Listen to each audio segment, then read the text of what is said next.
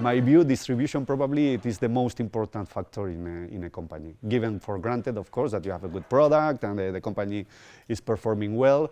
But when it comes to the approach that you do to the market and the way of getting money into the market, which is the most important thing for a company, which is to earn money, that is the main reason why a company is out there, distribution is the key for that. It's the absolute key for that.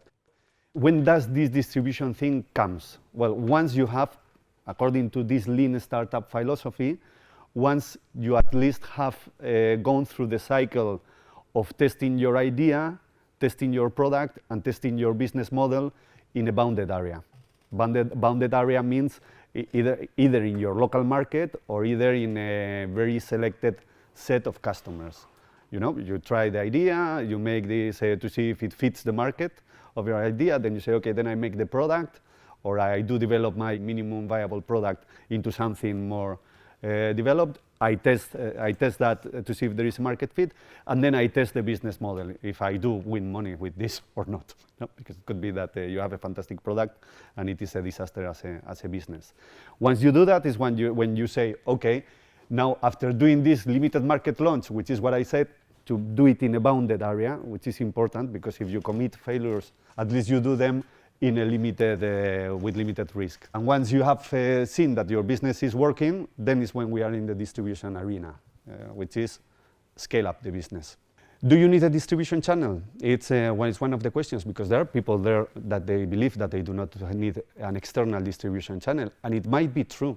I mean, depends a little bit on how atomized or how segmented actually your market is. I mean, if you are approaching a global market with 15 players or 15 potential customers, then you do not need a distribution channel.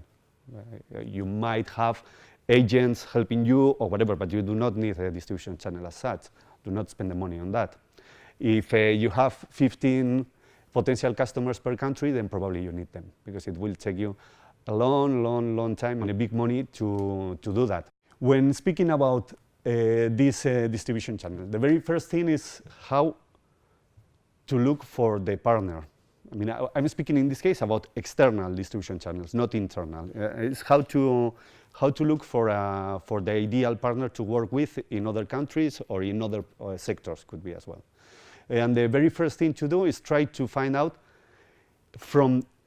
in the time to customer process, because you have the time to market, which is the R&D process, and then you have the time to customer process. Since I have the product here, or the product is available for selling, what are all the steps that I have to do until I get the product delivered and get paid by the customer? You see that there are a big families of activities to be done until we get the product into a customer, delivered to a customer.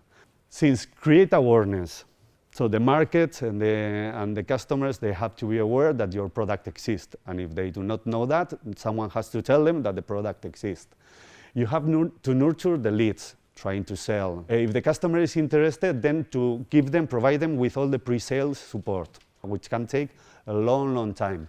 Then if they tell you, okay, yes, I want it. So it's a funnel goes narrowing, of course.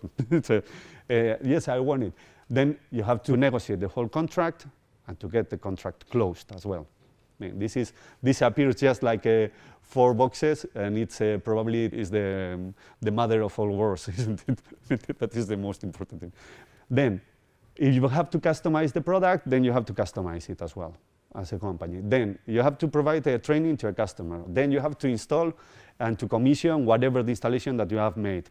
In some cases it is applicable, in some cases not. I'm just speaking about the general things. Then you have to send the invoice according to the contract and get the payment. And if you do not get the payment, call them to get the payment, and then call them again. And then you have to provide to operate the service according to an SLA, and you have to fulfill specifically what you have promised on the SLA. Otherwise, you will get the bill back. All the after-sale support and then account management and generate new sales. So this would be a little bit the cycle of the different things that the supplier has to do to keep a customer alive. First of all, to get the customer, and then to keep it alive.